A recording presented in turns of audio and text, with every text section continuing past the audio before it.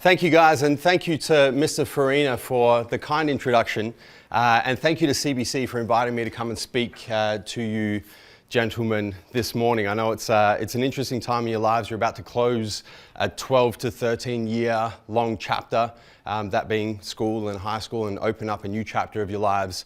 I know a bunch of you are probably a little bit nervous about that. Maybe some of you have a plan, maybe some of you don't have a plan. And my goal today is to bring you something a little bit different. You know, Mr. Farina mentioned earlier that you've had a few talks over, the course of the year, but definitely the last few weeks. You know, your drug and alcohol talks, your sexual consent talks, those sorts of things. This talk is going to be completely different. This talk is about real life. It's about my real life experience from when I was sitting in your position, as a 17, 18-year-old about to graduate year 12, to where I am now as a 35-year-old, and how my life has progressed over almost the last 20 years. So the first thing I like to do, I like to get a little bit of a feel for the room so I can make sure I'm delivering as much value to you guys as possible. So real quick, by show of hands, do any of you, have you followed me personally on social media? Have you heard of Massive Joe's? Have you watched any content, maybe a supplement review or podcast? Pop your hands up. I want to see if you guys are familiar. Okay, so we've got a few. So I get to meet a bunch of you guys for the first time today. All right, secondly, hands up if you guys have a plan for next year, at least the year after. If you know what you're going to do, maybe you're going to uni, maybe you're going to go and pursue a sporting career, maybe you're doing trades. Okay, good. And now, how many of you have absolutely no idea what you're going to be doing next year moving forward? Okay, so we've got a few there as well. So just to introduce myself and to add a little bit to how Mr. Farina introduced myself. So my name is Joseph Mencel. I am the founder, owner, CEO, boss, whatever you want to call me, of a couple of different companies. One of them is Massive Joe's, and the other one is TMJ Apparel. If you're not familiar with these two companies, Massive Joe's is a sports supplement, retail, importation, distribution, wholesale media company. If there's something to do with sports supplements, that is what Massive Joe's does.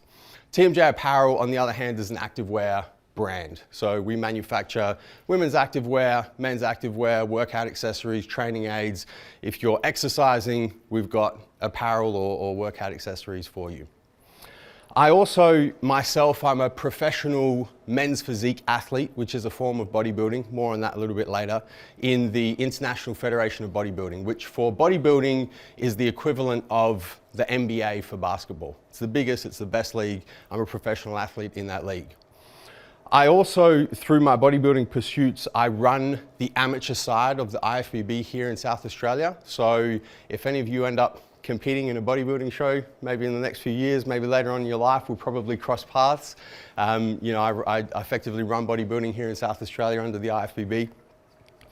And then I run a top 100 podcast on iTunes. It's called the Fitness Times Business Podcast.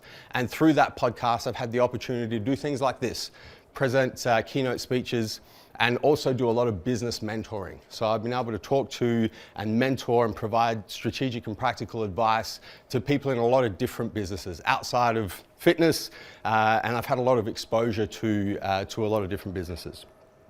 So I've experienced a lot of success in my life, and publicly on the outside, all of those things that I just told you guys about, that's what people see when they see me. That's what people think about when they think about me. What a lot of people don't know is that I've failed. I've failed time and time again in my life. I've had failed business ventures. I've had failed fitness ventures. I've had failed academic ventures.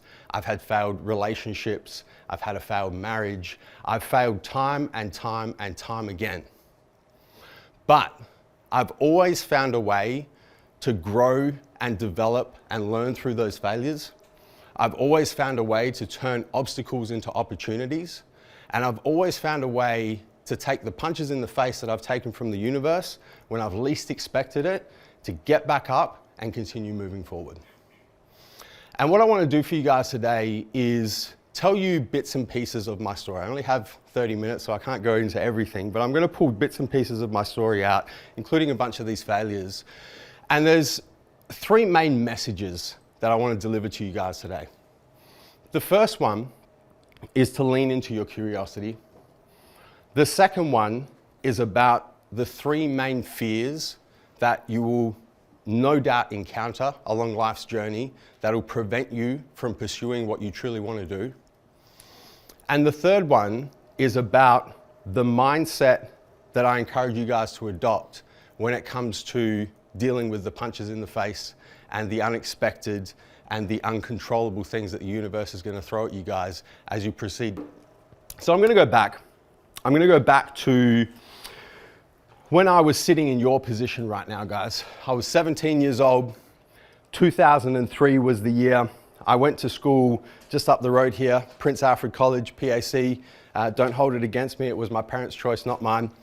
2003, I sat here. I had a bunch of speeches like you guys have sat through. And I was the guy that put my hand up and I said, you know what, I have a plan. I know exactly what I'm going to do. From 18 onwards, I know what that looks like. And for me, that plan at the time was to play professional basketball. My goal was to go to the US, was to get into the college system, and the ultimate goal was to go right to the league, right to the NBA, and try and play in the NBA. That was my goal, that was my plan. Fortunately for me, I had very caring parents, very amazing parents who encouraged me to have a backup plan, just in case that didn't go to plan. Professional sports can be very fickle. You can deal with injuries, you can deal with politics, you can deal with being overlooked. And they wanted to make sure that, you know, if something happened that was outside of my control, I had a backup plan. And from that perspective, it looks like getting good grades. You know, get good grades so that if it doesn't work out, you can go to university, you can study what you want to study, get a good job and go down that path. And fortunately for me, I listened to their advice, because less than a year later, after I sat where you guys are sitting, put my hand up and said, I have a plan, this is what I'm going to do, I suffered a career-ending injury at 18 years old.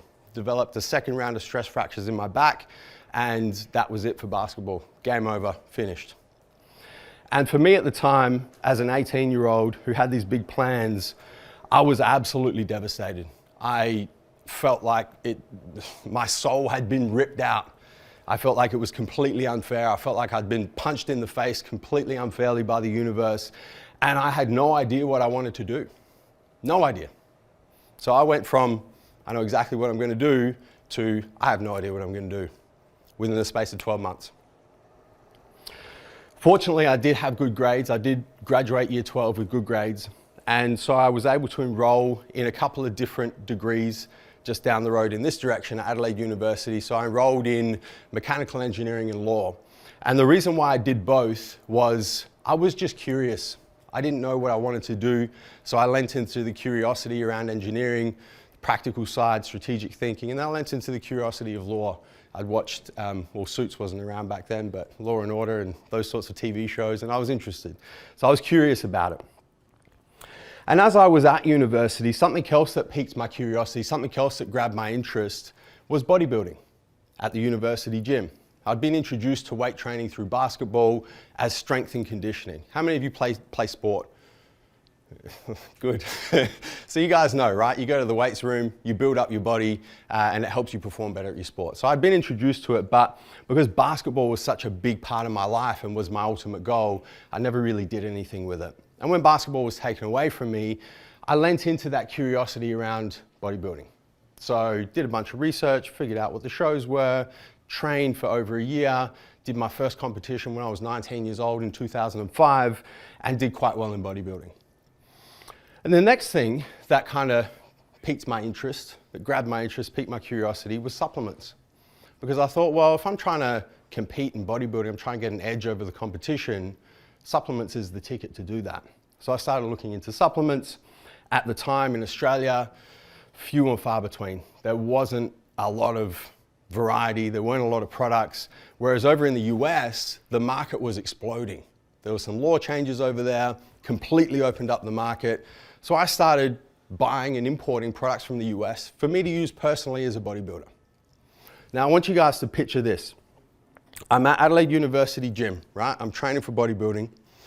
I rock up to the gym, I got a shaker, kind of looks like this, not exactly like this, and it's got some colored stuff in it, right? And I'm sipping on this colored stuff, that's my pre-workout as I'm at the gym. No one else is having pre-workout. Maybe have a coffee or whatever. No one else is having it. We're at the gym, training. Once again, I got my shaker filled with this colored stuff, amino acids, carbohydrates, sipping it while I'm working out. Everyone else is drinking water, bottles of water, right? Post-workout, finish working out, I get my shaker, fill it up with some protein powder, go to the fountain, shake it up, drink it down. Everyone else at the uni gym goes upstairs to the uni bar, goes and grabs a schnitty and a beer, and that's their post-workout nutrition. So naturally, I was doing things that people had never seen before.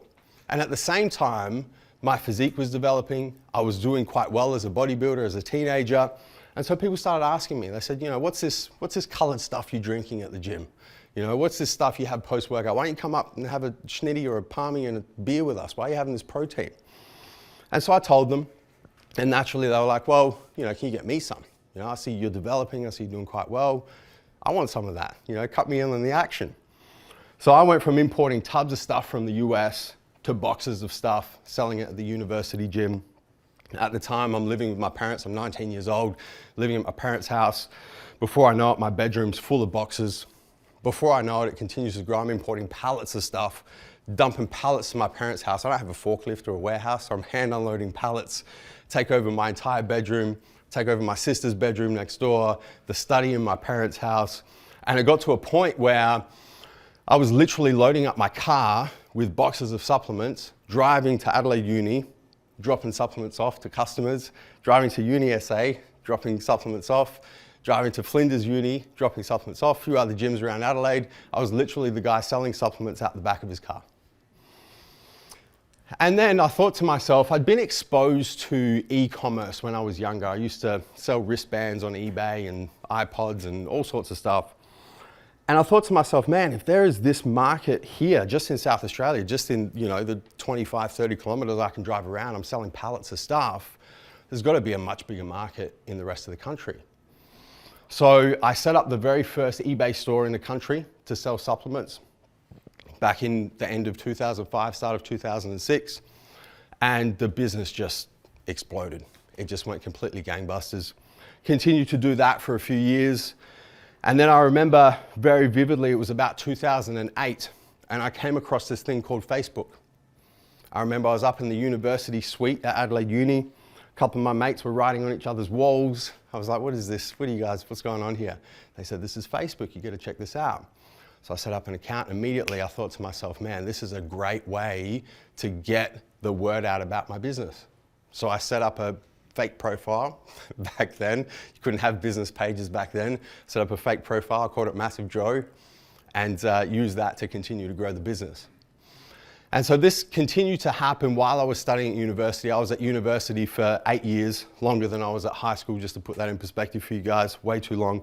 But I got to the end of 2011, and I had effectively built a business that was doing multi-millions of dollars in turnover, effectively as a hobby in my spare time while I was competing in bodybuilding, while I was studying at the same time, and both quite difficult degrees. And so my first message to you guys is to lean into your curiosity, lean into your interests. If you have a plan, that's fantastic. Don't be so tunnel vision in your plan that you're afraid to lean into things that pique your interest. If I had enrolled in law and engineering and I was like, this is it, right? I'm gonna do one of these two things. I'm not interested in anything else. I'm not gonna pursue anything else. I would never have competed in bodybuilding. I would never have taken an interest in supplements. I would never have taken interest in building a supplement business, opening an online store, using social media to build that business, and everything that's come from after that would never have happened. On the other side of things, if you're one of the guys that put your hand up and you say, no, I don't know what I'm going to do next year moving forward, that's completely okay as well. Lean into things that grab your interest. Lean into things that grab your curiosity, because often you can't see the path forward. You don't know what's going to lead to that, what's going to lead to this, I had no idea when I did my first bodybuilding show that would lead to what I do for a living today. It was impossible to see. The market wasn't even developed at that point. But I encourage you guys to just take that first step and lean into what piques your curiosity. Lean into what grabs your interest, because often you just won't know what it can lead to, and it can lead to some of the best things that will ever happen to you. So I got a question for you guys, another question for you guys. As you are about to close this chapter on your life, and you're about to open a completely new, unknown chapter, you're gonna have a whole bunch of opportunity, a whole bunch of freedom. You know, this school structure that you've been accustomed to since you were 5, 6 years old is gonna be done, and now into the real world, so to speak. What scares you guys? What are you most scared of? What do you most fear? Anybody got anything? Don't be afraid. Yeah. Wasting time? Okay. Is that a fear of trying something that doesn't work out, perhaps? Fear of failure, pretty much. What else you guys got? What else do you fear? What keeps you up at night? Like just the fear that I might not actually do what I want to do and then just stick with something simple. Okay. Yeah. So maybe similar sort of thing, like fear of failure, maybe a little bit of self-doubt in there. Yeah, it's more of that, like, I fear that I'm not going to take that risk in life and I'm just going to take the easy option. 100%. Yep. I feel you on that. One more. Yep. Ending up in a 9 to 5 for the rest of my life. Sorry, what was that? Ending up in a 9 to 5 Okay. Ending up in something that you're not passionate about. Ending up in something that you feel like you've been forced into. 100%. Guys, I've had the incredible privilege of working with a lot of different people in the 16 or so years that I've been in business, and through my mentoring and through people I've had on my podcasts. And I've been able to develop very good relationships with people that has led to a lot of open, honest, and vulnerable conversations. And often we talk about fears. We talk about the things that scare us the most, you know, and this is, you guys are 18-year-olds, right up to mid-20s, mid-30s, even people in their 50s. And the common thread that I've seen are 3 fears that prevent people from doing what it is they truly want to do. And I can absolutely guarantee you guys that you will come up against each one of these 3 fears at least once in your life, probably more like 10 to 50 times. You want to take a guess at what these 3 fears are? We did list one over here before. Fear of failure. Fear of failure. Fear of failure is number 1. The second one is fear of other people's opinions. And the third one is fear of inadequacy or self-doubt. So fear of failure, I'm going to start there because it's probably the most common. And it's interesting for me because I believe that inherently we don't fear failure. As humans, we don't fear failure. I believe it's something we're taught from quite a young age, is that failure is bad and failure is something to be avoided at all costs. And if it's to be avoided at all costs, it's something that we need to fear. How many of you guys have seen a baby try and walk before? Everyone, right? The baby goes from crawling, they step up, take a few steps, eat dirt, fall over, get back up, take a few steps, fall over again. Baby fails time and time again trying to walk, but they don't fear falling over. They just get back up and they keep walking. And eventually, the baby learns how to walk. How many of you guys can ride a bicycle? Everyone, right? You guys remember what it was like learning to ride a bike? How many times you got on that bike, you fell over, you grazed your knee, grazed your elbow, maybe hurt your shoulder, whatever. You jump back on the bike, figure out, learn from the failure. Okay, maybe I put too much weight on this side, maybe I was leaning back too far. You get back on the bike, you fall over again, right? You use the failure every time to learn, to develop, to grow, to get better, and eventually you can ride a bike. And once you've learnt that skill, you never forget it. So I think inherently, we know that we don't fear failure. We use failure to progress. But at some point along the way, through societal structures, through Western culture, whatever it may be, we are taught to fear failure. We're taught that failure is bad. And unfortunately, for most of us, it's going to take confronting the fear of failure head on at some point in our adult life to really kind of drill down that realization. And for me, one of the biggest failures in my fitness, in my bodybuilding career, was in 2016. And let me tell you guys, how many of you have seen a bodybuilding show before?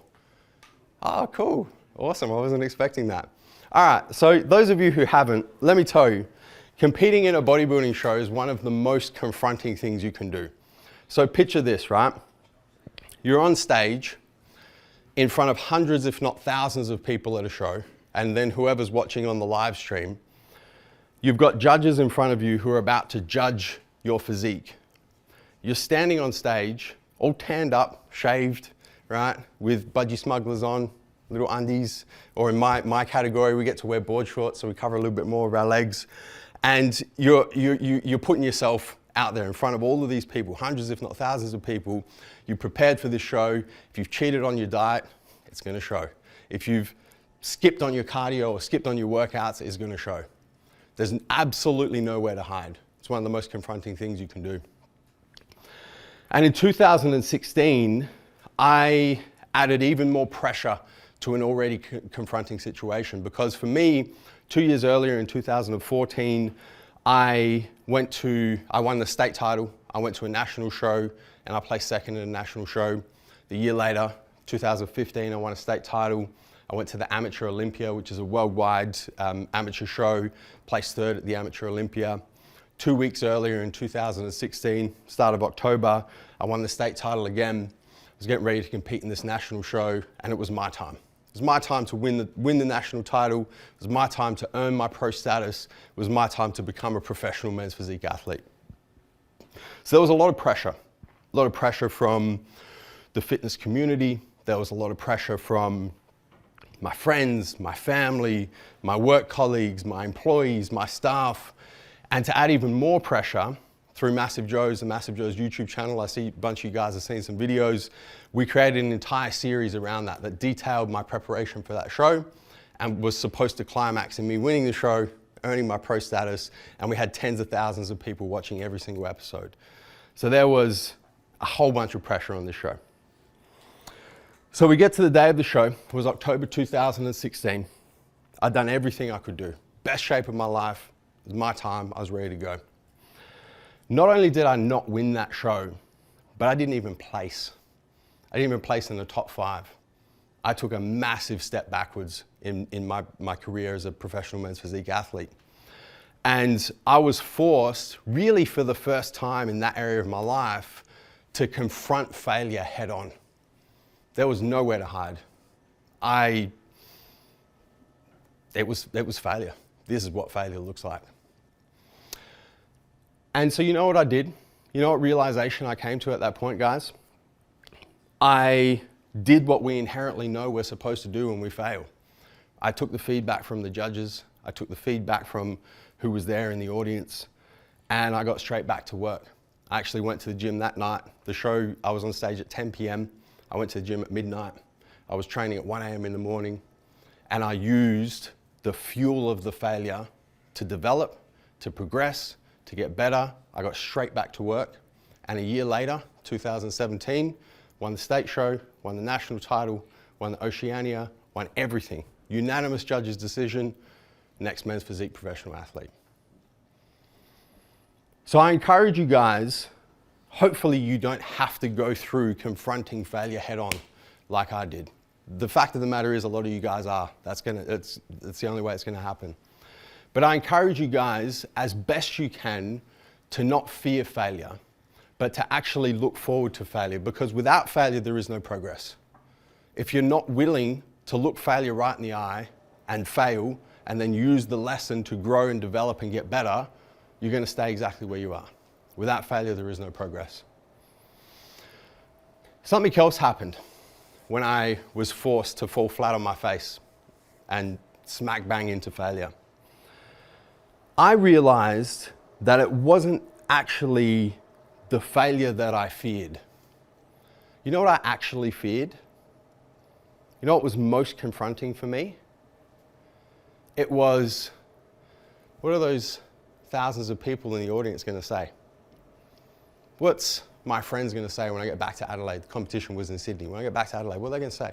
What's my family going to say? What are my employees going to say?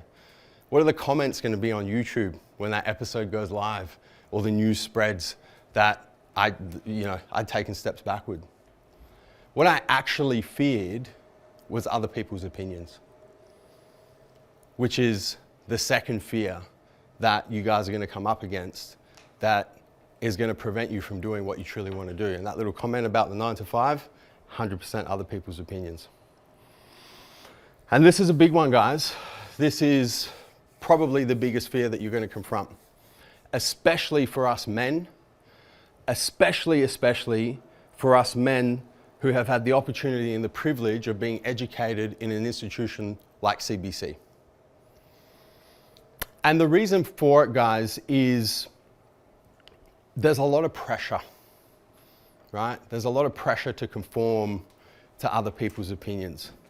You guys have probably heard this story before.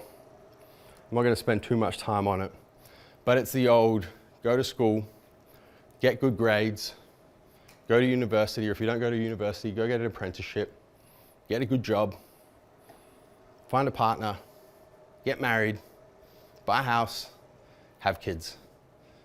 Who knows that? Who feels that pressure? 100%. I remember that pressure when I was sitting in your exact same situation. Huge pressure. You know, my family background, on my mother's side, I'm Italian, on my father's side, Polish. Both sides of my family were brought to Australia through war-torn countries. The Polish side of my family fled when the Germans invaded Poland. The Italian side of my family fled during the war as well. Both ended up here, and that was the path. That was the golden path. That was the pressure. And I've confronted this many, many times throughout my life, as you guys will as well. And probably the biggest one for me was in 2011.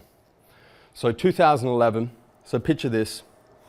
I've just graduated from university. University is done, right? The way my degrees were structured, engineering was the first 4 years with some law electives. Law was the last 4 years. I was at university for 8 years. 2011 comes along. I graduated from law with a first-class honours degree. 4 years earlier, I graduated from engineering with a first-class honours degree. Did quite well at university. And when I graduated engineering, I was fortunate enough to land a job with the biggest oil and gas company here in South Australia, a company called Santos. That's just down the road here. That's where I used to work, big blue building. And I was being paid incredibly well as a graduate engineer. I was earning 6 figures as a graduate engineer, literally, while I was still studying. And at the same time, I'd invested 8 years of my life in study, right? This was not, 3 or 4 years. This was almost a decade of my life. And of course, I accumulated a massive HECS debt in the process. I had 6 figures of HECS debt through studying both engineering and law. And then in my personal life, I was engaged to my high school sweetheart. We'd been together over 10 years at that point in time. We met in high school. We were engaged. We were going to get married.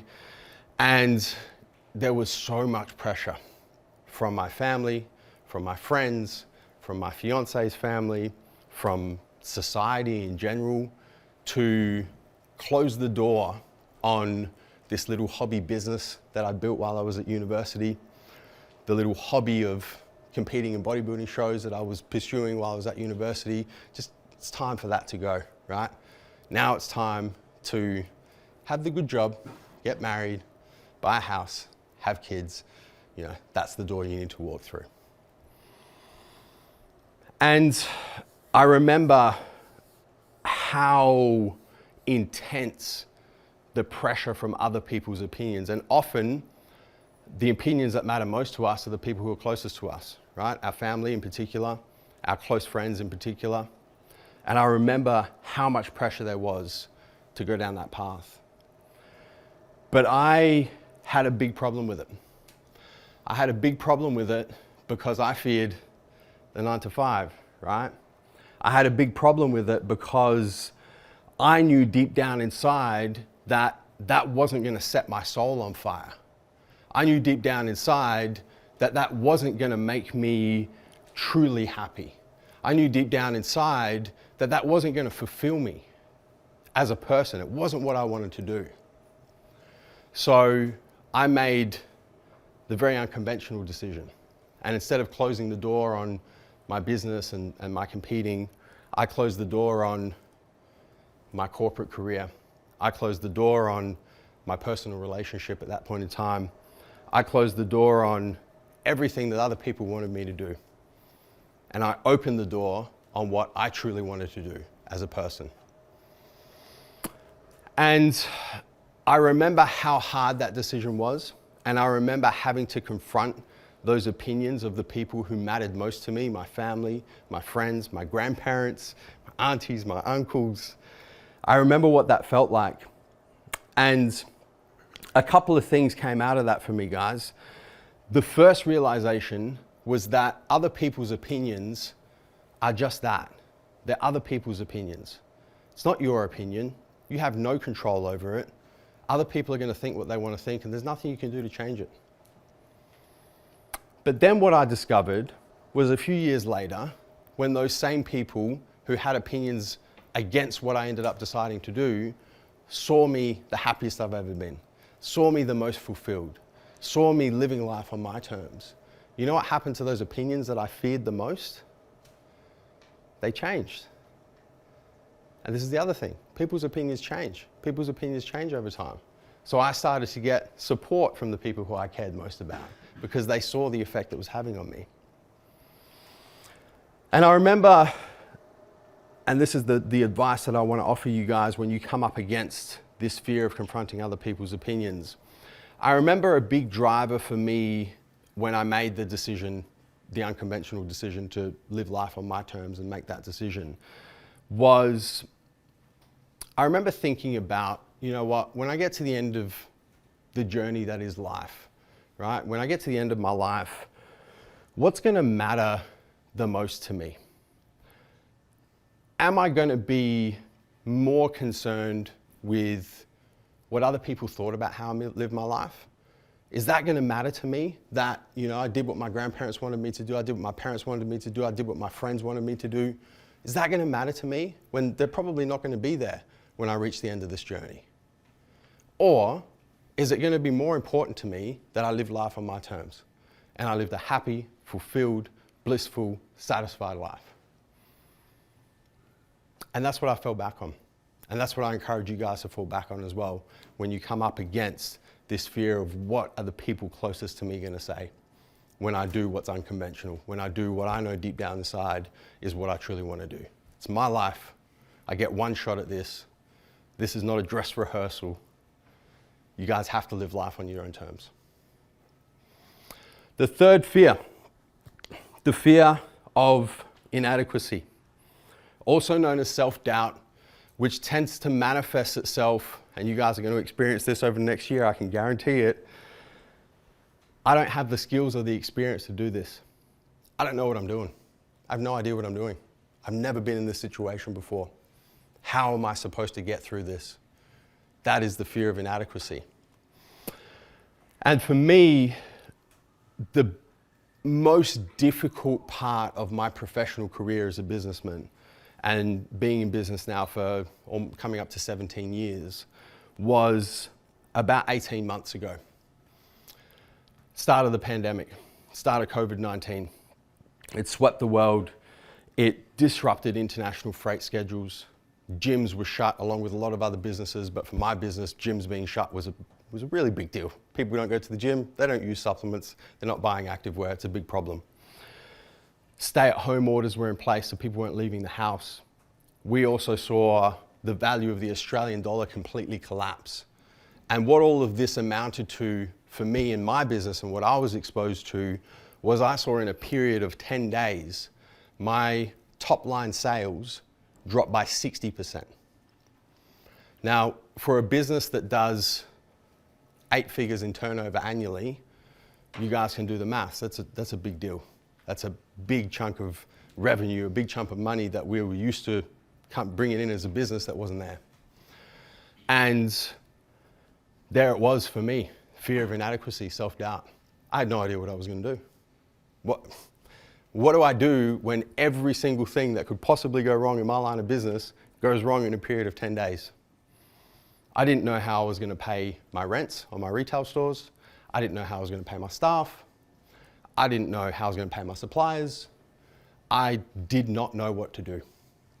I was a complete fish out of water. I had no idea what the path forward looked like, and I was completely out of my game. I didn't have the skills. I didn't have the experience. Fear of inadequacy, smack bang right in the face. Self-doubt, smack bang right in the face. And the way I dealt with it, guys, the way I moved forward through it was the only way I knew how. And that was to take one foot and put that foot in front of the other and make the best decision I could make at the time. And then take the next foot and put that in front of the other and make the best decision I could at the time.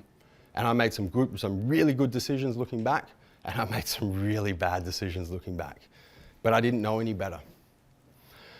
And this is the interesting thing with the fear of inadequacy. Whenever you guys come up against something for the first time, as you're about to, as you embark on the next chapter of your life, there's going to be a lot of first times for you guys.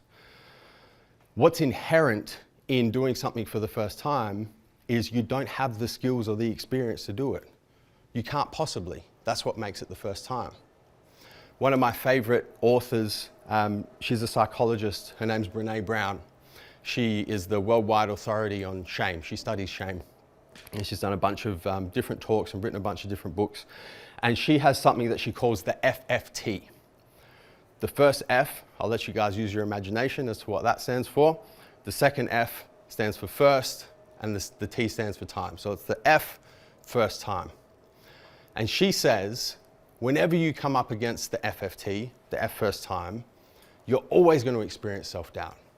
You're always going to experience the fear of inadequacy. There's no way to shortcut it. There's no way to short-circuit it, to circumvent it. You have to go through it. You have to confront it.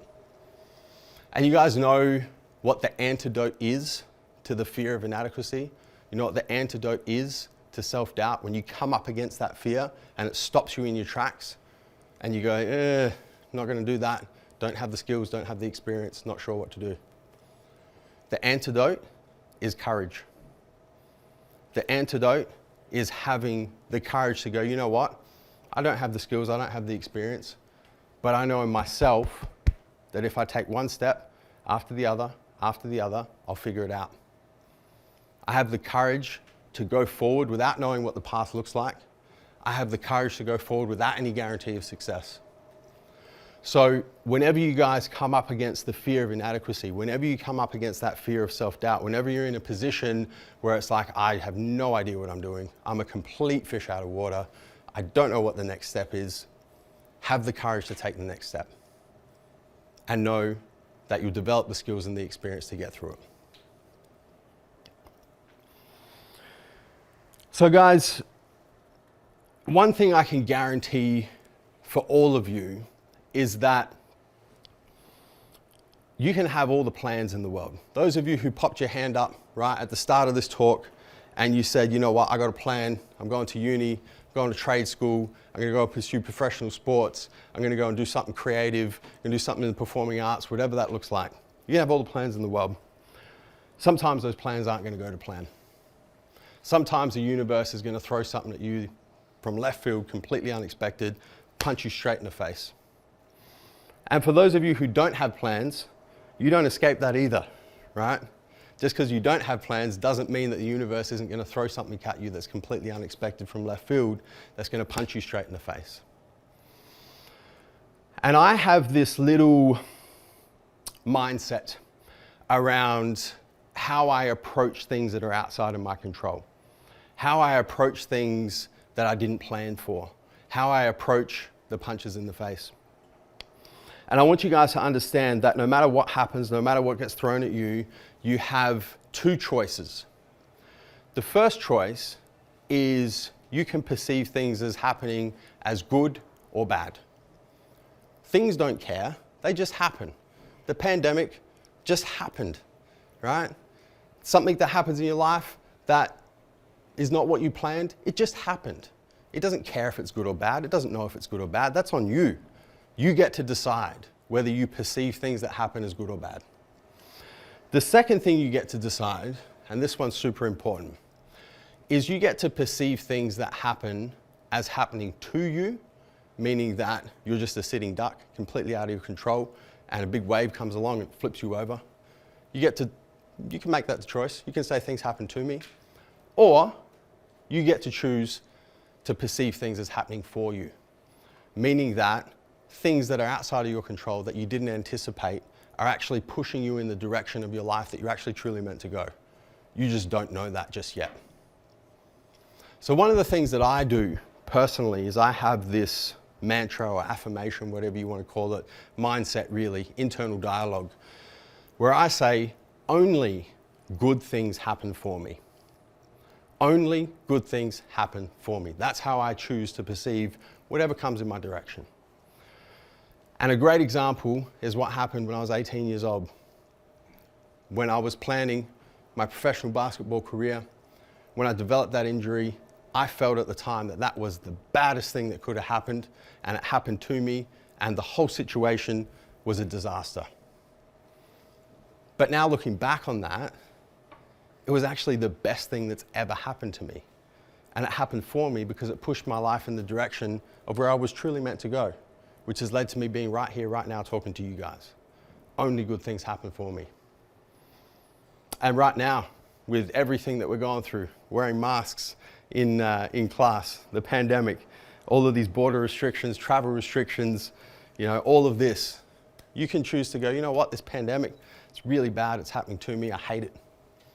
Or you can choose to say, you know what, I don't know how this is going to play out, but I'm going to choose to believe that this is something good and this is happening for me. And at some point down the road, I'll be able to figure out how it all joins together. And one final thought that I want to leave you guys with. Who's heard of a company called Apple? Pop your hands up. All right, leave them up, leave them up, leave them up.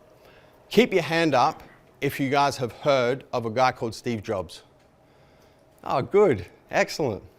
All right, now keep your hand up if you've listened or watched Steve Jobs' Stanford commencement speech. Hey, I was not expecting that. Good for you guys. One of my favorite speeches of all time is Steve Jobs' Stanford commencement speech. Those of you who have listened, you'll be familiar. Those of you who haven't, I suggest that you go home tonight, just Google it real quick. You can watch it, listen to it. It goes for about 10, 15 minutes. For those of you who don't know, Steve Jobs obviously started Apple. He's the founder of Apple. Him and Steve Wozniak started Apple in a garage in the 1970s, Cupertino in California in the US. Built that from nothing to, I think at the time it was a multi-billion-dollar company in 1985. And Steve Jobs brought in a CEO. He, at the time, was the CEO of Pepsi. His name was John Scully. He brought him in to kind of take Apple to the next level. And you know what John Scully did? He fired Steve Jobs. Fired Steve Jobs from his own company. Fired the guy who built Apple from his own company. Can you guys imagine what that would feel like? Being fired from your own company? And in the Stanford commencement speech, Steve says it was the worst thing that had ever happened to him. It was the worst thing that he could ever have envisioned happening to him. Bad happening to him. Not good happening for him, bad happening to him. But then he goes on and he says, you know what that led to? It led to me starting a computer company called Next. Led to me starting an animation studio called Pixar, which is now one of the biggest animation studios in the world. Led to all of these amazing things in my life. And as history would have it, once Steve left Apple, Apple started going seriously backwards, was 90 days away from bankruptcy. The Apple we know today was 90 days away from not being in existence. Apple buys Next Computer, which was Steve's next company. Steve comes back into Apple, resumes the reins, takes the reins of the company, turns the company around, restructures, launches the iPod, launches the iPad, launches the iPhone, launches the iMac, and the rest is history. And in this Stanford commencement speech, Steve says, you can never join the dots of your life looking forward. You can't possibly know how different things that happen along the way are going to connect to get you to certain points. No one has a crystal ball. You can't know. He says you can always join the dots looking backwards. And he says, if I never got fired from Apple, I would never have started Next, would never have started Pixar, would never have gone back to Apple, launched the iPad, iPhone, everything that happened from then on. So he says, you can never join the dots of your life looking forward. You can only ever join them looking back. And he says, you have to have faith in something. It can be religion, it can be karma, it can be anything you want to call it. What I choose to call it, guys, I choose to call only good things happen for me. And I can absolutely guarantee you guys that whatever the next chapter of your life looks like, whatever the universe throws at you, whether your plans go to plan, whether they don't go to plan, whether you don't have plans and you don't know what you're going to do, I can guarantee you guys that if you adopt the mindset that only good things happen for you, only good things will. Thank you.